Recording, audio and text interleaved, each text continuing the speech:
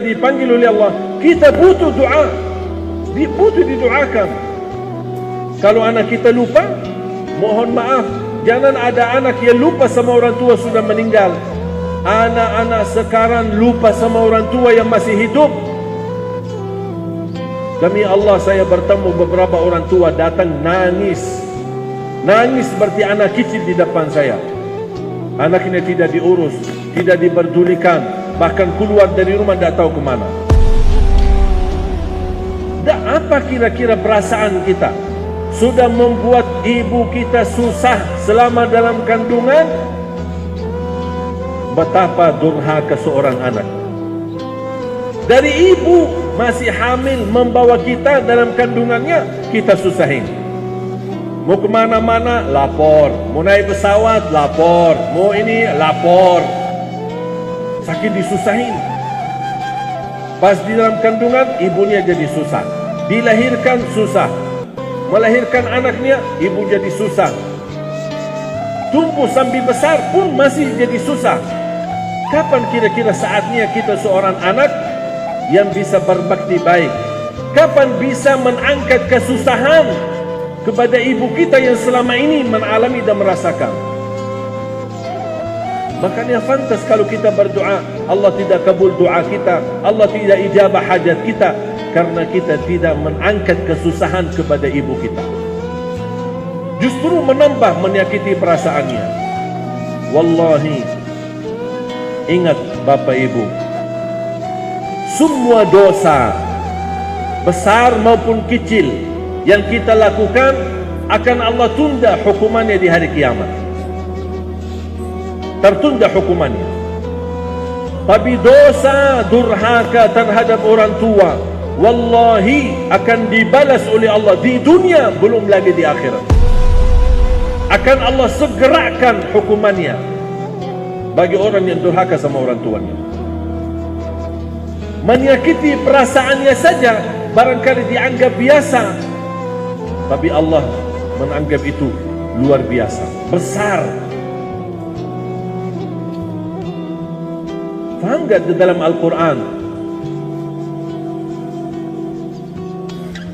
Allah subhanahu wa ta'ala menyebutkan, fala taqul lahuma uffin wala tanharhuma wa qul lahuma qawlan karima. Jangan sekali-kali berkata kepada mereka off. Apa arti off bahasa Indonesia?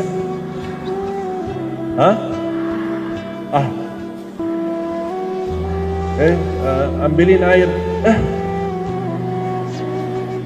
Walaupun sudah bilang kemudian kita pergi ambil air, dibawa airnya, tapi sebelumnya sudah ucapkan dosa. Dan bawa air baik, tidak ada dapat pahalanya, sia-sia. Dan dapat dosa menyakiti perasaan mereka, orang tua. Saja tak boleh. Yang lebih menarik, firman Allah kelanjutannya, wala tanharhuma. Maksudnya apa wala tanharhuma? Jangan menegur mereka dalam kondisi memarahi atau menganggap mereka bodoh. Contoh, saya kasih contoh biar faham ayat ini. Orang tua duduk di depan TV, megang remote kan?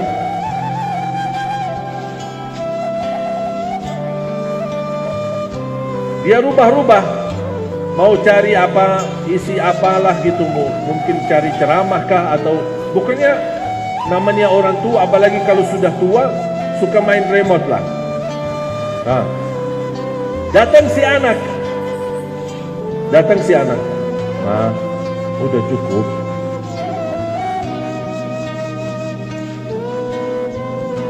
Bahkan ada yang anak bilang, udah diam ini. Mana remote-nya nih? Itu maksudnya wala tanharhuma. Mau nugur mereka saja tidak boleh seperti itu, dosa besar. Terus bagaimana kalau saya mau nugur mereka? Langsung begini aja, dengan cara wa qul lahuma qawlan karima. Berkatalah perkataan yang mulia. Kenapa nih Begini mah, begini. Amin. Ini suka nggak? Dah suka ya? Nih. Suka nggak? Suka. Nih. Udah. Sampai dia puas. Tapi kalau caranya, aduh ini dari tadi main remote ini, main remote. Begini sudah, diamin aja, tidak usah megang remote, udah. Itu namanya wala tanharhuma. Jangan menegur mereka dengan cara kasar. Itu dosa besar. Bapak ibu, ada nggak dosa besar dan kecil? Ada kan? Ada dosa besar. Kalau sama orang tua tidak ada kecil, semuanya besar. Hati-hati. Makanya yang sudah punya orang tua masih hidup, mohon jamaah sekalian, mohon ambillah keridhaan mereka.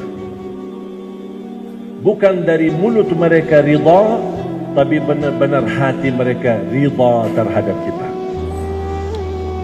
Bagi orang tua yang sudah tidak ada, apakah pasti kita banyak salah? Pasti kita merasa banyak kekurangan. Ada enggak amalan yang buat saya bisa berbakti baik sama mereka? Mudah-mudahan dengan berbakti baik sesudah mereka meninggal, mudah-mudahan menutupi kekurangan saya. Ada enggak? Ada. Dua. Doa. Jangan lupa doakan mereka setiap waktu dan setiap saat. Rabbighfir lahuma warhamhuma kama rabbayani saghira. Setiap salat di sujud pun boleh. Subhana rabbiyal a'la, subhana rabbiyal a'la, subhana rabbiyal a'la. Rabbighfir lahuma warhamhuma kama rabbayani saghira. Di sujud baca itu setiap sujud. Apalagi kalau bisa menangis. Barangkali mudah-mudahan titisan air mata yang menunjukkan perasaan menangis karena kita banyak kekurangan terhadap mereka dan mereka sudah tidak ada.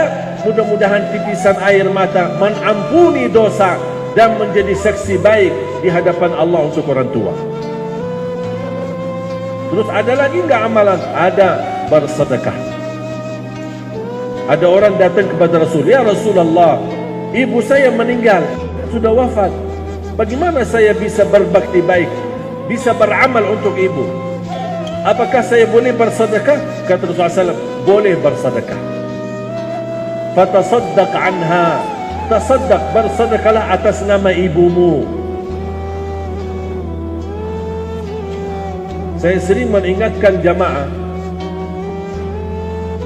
di setiap acara atau di masjid, majlis ta'lim, tabligh akbar atau jumatan bapak-bapak, pasti ada kotak amal atau terkumpul sedekah. Bapak ibu pasti buka tas mau bersedekah. Sering saya ingatkan jamaah, setiap buka tas mau bersedekah, jangan lupa nawaitu, ya Allah, aku titipkan pahala sedekah ini untuk ibuku. Jangan langsung buka tas. Ya, terima kasih. Ya, terima kasih. Terima kasih. Lupa niatnya.